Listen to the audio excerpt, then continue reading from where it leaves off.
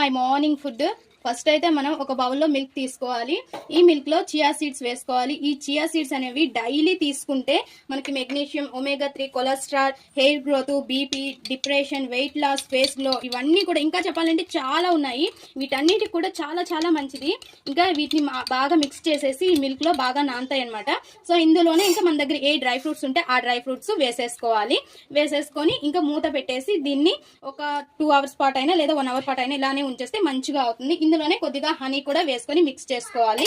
ఇంకా 1 బనానా తీసుకుంటాను డైలీ కూడా. ఇలా చాలా చాలా మంచిది. ఒక్కసారి ట్రై చేయండి, చాలా చాలా బాగుంటుంది. అండ్ నేనైతే మాత్రం 6 kgs ఉండేదాన్ని, ఇప్పుడు అయితే మాత్రం 50 kgsకి వచ్చాను మంచిగా.